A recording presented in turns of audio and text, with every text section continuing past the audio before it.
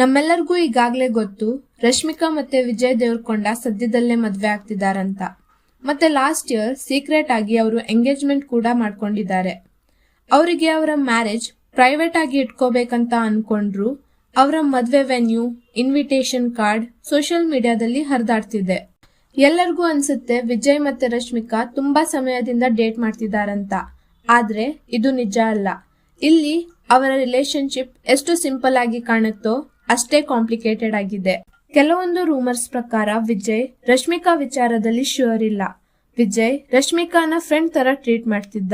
ಆದ್ರೆ ರಶ್ಮಿಕಾ ಅವನನ್ನ ತುಂಬಾ ಪ್ರೀತಿಸ್ತಿದ್ಲು.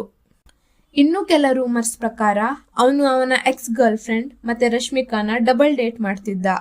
ಬಟ್ ಯಾವಾಗ ರಶ್ಮಿಕಾಗೆ ಕರಿಯರ್ ಅಲ್ಲಿ ಸಕ್ಸಸ್ ಕಾಣ್ತಾ ಇತ್ತು ಮತ್ತೆ ವಿಜಯ್ನ ಕರಿಯರ್ ಅಲ್ಲಿ ಡೌನ್ಫಾಲ್ ಸ್ಟಾರ್ಟ್ ಆಯ್ತು, ಆಗ ವಿಜಯ್ ರಶ್ಮಿಕಾನ ಸೀರಿಯಸ್ ಆಗಿ ತಗೊಂಡ. ಸೊ ನಾವು ಇವೆಲ್ಲದರ ಬಗ್ಗೆ ಮಾತಾಡೋಣ. ವಿಜಯ್ ಮತ್ತೆ ರಶ್ಮಿಕಾ ಬಗ್ಗೆ ಮಾತಾಡೋ ಮೊದಲು ನಾವು ರಶ್ಮಿಕಾನ ಪಾಸ್ಟ್ ರಿಲೇಶನ್ಶಿಪ್ ಬಗ್ಗೆ ಮಾತಾಡೋಣ. ಬಿಕಾಸ್ ಎಲ್ಲೋ ಒಂದ್ ಕಡೆ ರಶ್ಮಿಕಾನ ಪಾಸ್ಟ್ ರಿಲೇಶನ್ಶಿಪ್ಗೂ ಮತ್ತೆ ವಿಜಯ್ಗೂ ಲಿಂಕ್ ಇದೆ. ರೀಸೆಂಟ್ಲಿ ಒಂದ್ ಇಂಟರ್ವ್ಯೂನಲ್ಲಿ ರಶ್ಮಿಕಾ ಅವಳ ಪಾಸ್ಟ್ ರಿಲೇಶನ್ಶಿಪ್ ಇಂದ ಮೂವ್ ಆನ್ ಆಗೋಕೆ ವಿಜಯ್ ಹೆಲ್ಪ್ ಮಾಡಿದ್ದಾನೆ ಅಂತ ಹೇಳ್ತಾಳೆ.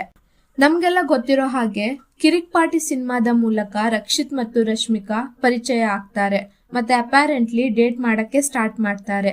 ಅವರಿಬ್ಬರ ಮಧ್ಯೆ 13 ವರ್ಷದ ಏಜ್ ಗ್ಯಾಪ್ ಇತ್ತು. ಮುಂದೆ ಇದೇ ಅವರ ಬ್ರೇಕಪ್ಗೆ ಮೇನ್ ರೀಸನ್ ಆಗತ್ತೆ. ಡೇಟ್ ಮಾಡೋಕೆ ಸ್ಟಾರ್ಟ್ ಮಾಡಿ 1 ವರ್ಷದಲ್ಲೇ ಅಂದ್ರೆ 2017ರಲ್ಲಿ ಎಂಗೇಜ್ ಆಗ್ತಾರೆ. ಆದ್ರೆ 2018ರಲ್ಲಿ ಅವರಿಬ್ರು ತಮ್ಮ ಮದ್ವೆನ ಕ್ಯಾನ್ಸಲ್ ಮಾಡ್ತಾರೆ. ಇದರಿಂದ ರಶ್ಮಿಕಾಗೆ ತುಂಬಾ ಹೇಟ್ ಸಿಗುತ್ತೆ. ಅವರಿಬ್ರು ಈ ಬ್ರೇಕಪ್ ಮ್ಯೂಚುವಲ್ ಅಂತ ಕನ್ಫರ್ಮ್ ಮಾಡ್ತಾರೆ.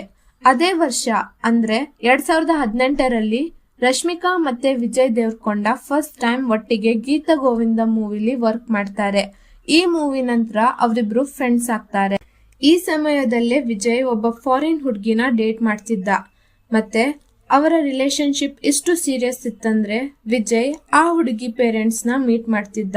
ಮತ್ತೆ ಆ ಹುಡುಗಿ ಅವರಿಬ್ಬರ ಫೋಟೋಸ್ ನ ತನ್ನ ಸೋಷಿಯಲ್ ಮೀಡಿಯಾದಲ್ಲಿ ಶೇರ್ ಮಾಡ್ತಿದ್ಲು. ಅಂಡ್ ಸಡನ್ಲಿ ರಶ್ಮಿಕಾ ಜೊತೆ ವಿಜಯ್ ವೆಕೇಶನ್ ಸ್ಪೆಂಡ್ ಮಾಡ್ತಿರೋದು ಸ್ಪಾಟ್ ಆಗತ್ತೆ. ಮತ್ತೆ ಇಲ್ಲಿ ಅವರ ಡೇಟಿಂಗ್ ಸ್ಪೆಕ್ಯುಲೇಷನ್ ಬರುತ್ತೆ. According to Rashmika and Vijay ಅವರಿಬ್ರು ತುಂಬಾ ಒಳ್ಳೆ ಫ್ರೆಂಡ್ಸ್. ಆದ್ರೆ ಎಷ್ಟೇ ಒಳ್ಳೆ ಫ್ರೆಂಡ್ಸ್ ಆದ್ರೂ ಇಬ್ರೇ ಟ್ರಿಪ್ಗೆ ಯಾಕೆ ಹೋಗ್ತಾರೆ, ಅದ್ರಲ್ಲೂ ಅವರಿಬ್ರಲ್ಲಿ ಒಬ್ರು ಕಮಿಟೆಡ್ ಆಗಿರುವಾಗ. ಇಲ್ಲಿಂದಾನೇ ಡಬಲ್ ಡೇಟಿಂಗ್ ಅನ್ನೋ ರೂಮರ್ ಸ್ಟಾರ್ಟ್ ಆಗತ್ತೆ. ಮತ್ತೆ ಸ್ವಲ್ಪ ಸಮಯದ ನಂತರ ವಿಜಯ್ನ ಫಾರಿನ್ ಗರ್ಲ್ ಫ್ರೆಂಡ್ ಅವರಿಬ್ರ ಫೋಟೋಸ್ ನ ಸೋಷಿಯಲ್ ಮೀಡಿಯಾದಿಂದ ಡಿಲೀಟ್ ಮಾಡ್ತಾಳೆ. ರಶ್ಮಿಕಾ ಇಂದ ಅವರಿಬ್ರ ರಿಲೇಶನ್ಶಿಪ್ ಅಲ್ಲಿ ಪ್ರಾಬ್ಲಮ್ ಬಂತು. ಅದಕ್ಕೆ ಅವರು ಸಪರೇಟ್ ಆದ್ರು ಅಂತ ರೂಮರ್ ಸ್ಟಾರ್ಟ್ ಆಗತ್ತೆ. ಇದಾದ್ಮೇಲೂ ಕೂಡ ವಿಜಯ್ ರಶ್ಮಿಕಾನ ಫ್ರೆಂಡ್ ಅಂತಾನೆ ಹೇಳ್ತಾನೆ. ಆದ್ರೆ ರಶ್ಮಿಕಾ ಸೋಷಿಯಲ್ ಮೀಡಿಯಾದಲ್ಲಿ ಅವರಿಬ್ರು ಡೇಟ್ ಮಾಡ್ತಿದ್ದಾರೆ ಅಂತ ಹಿಂಟ್ಸ್ ಕೊಡ್ತಿದ್ಲು. ಅಪ್ಯಾರೆಂಟ್ಲಿ ರಶ್ಮಿಕಾ ವಿಜಯ್ ಬಗ್ಗೆ ತುಂಬಾ ಶ್ಯೂರ್ ಆಗಿದ್ಲು. ಆದ್ರೆ ವಿಜಯ್ ಅದನ್ನ ಪಬ್ಲಿಕ್ಲಿ ತೋರಿಸ್ತಿರ್ಲಿಲ್ಲ. ಇದರ ಒಂದು ರೀಸನ್ ಅಂದ್ರೆ ಆಗ ವಿಜಯ್ ತನ್ನ ಕರಿಯರ್ ಅಲ್ಲಿ ತುಂಬಾ ಮೇಲೆ ಹೋಗಿದ್ದ. ಮತ್ತೆ ಅವನಿಗೆ ತುಂಬಾ ಫಿಮೇಲ್ ಫಾಲೋವರ್ಸ್ ಇದ್ರು. ಇದನ್ನ ಮೇಂಟೈನ್ ಮಾಡಕ್ಕೆ ಈ ವಿಷಯನ ಹೈಡ್ ಮಾಡಿರ್ಬೋದು. ಆದ್ರೆ ಮತ್ತೆ ಕೆಲ ರೂಮರ್ಸ್ ಪ್ರಕಾರ ವಿಜಯ್ ತುಂಬಾ ಓವರ್ ಕಾನ್ಫಿಡೆಂಟ್ ಆಗಿದ್ದ. Back to back cinema hit ಆದ ಕಾರಣ ನಾನು ಕೂಡ ಇಂಡಿಯನ್ ಸಿನಿಮಾದ ಗ್ರೇಟೆಸ್ಟ್ ಸ್ಟಾರ್ ಗಳಲ್ಲಿ ಒಬ್ಬನಾಗ್ಬೋದು ಅಂತ ಅನ್ಕೊಂಡಿದ್ದ. ಮೇ ಬಿ ಇದೇ ರೀಸನ್ಗೆ ರಶ್ಮಿಕಾ ಜೊತೆ ರಿಲೇಶನ್ಶಿಪ್ ಬಗ್ಗೆ ಅವನು ಕ್ಲಿಯರ್ ಇರ್ಲಿಲ್ಲ. ಆ ಟೈಮ್ ನಲ್ಲಿ ವಿಜಯ್ಗೆ ಈಗೋ ಆಟಿಟ್ಯೂಡ್ ಕೂಡ ಇತ್ತು. ಒಂದು ಇಂಟರ್ವ್ಯೂನಲ್ಲಿ ವಿಜಯ್, ನಾನು ಡೆಬ್ಯೂಟೆಂಟ್ಸ್ ಜೊತೆ ವರ್ಕ್ ಮಾಡಲ್ಲ, ನಾನು ಯಾವ ಡೈರೆಕ್ಟರ್ಸ್ ಜೊತೆ ವರ್ಕ್ ಮಾಡ್ತೀನೋ ಅವರು ಅಟ್ಲೀಸ್ಟ್ ಒಂದು ಸಿನಿಮಾ ಮಾಡಿರ್ಬೇಕು ಅಂತ ಹೇಳಿದ್ದ. ಈ ಸ್ಟೇಟ್ಮೆಂಟ್ ಇಂದ ಜನರು ಅವನನ್ನ ಆರೋಗೆಂಟ್ ಅಂತ ಕರೆದ್ರು. ಇನ್ನು ಕೆಲವು ರೂಮರ್ಸ್ ಪ್ರಕಾರ ಲೈಗರ್ ಮೂವಿ ಮೂಲಕ ವಿಜಯ್ ಬಾಲಿವುಡ್ ಡೆಬ್ಯೂ ಮಾಡಿದಾಗ ಅವನು ಈ ಮೂವಿ ಬಿಗ್ಗೆಸ್ಟ್ ಹಿಟ್ ಆಗುತ್ತೆ ಅಂತ ಅನ್ಕೊಂಡಿದ್ದ. ಯಾರೋ ಒಬ್ಬ ವಿಜಯ್ ಜೊತೆ ಒಂದು ಆಡ್ ಮಾಡಲು ಅಪ್ರೋಚ್ ಮಾಡಿದಾಗ ವಿಜಯ್ ಒಂದು ಆಡ್ಗೆ 3 ಕೋಟಿ ಚಾರ್ಜ್ ಮಾಡಿದ್ರು. ಆದ್ರೆ ಆ ಅಮೌಂಟ್ ಆ ಬ್ರ್ಯಾಂಡ್ಗೆ ತುಂಬಾ ಜಾಸ್ತಿ ಅನಿಸ್ತು.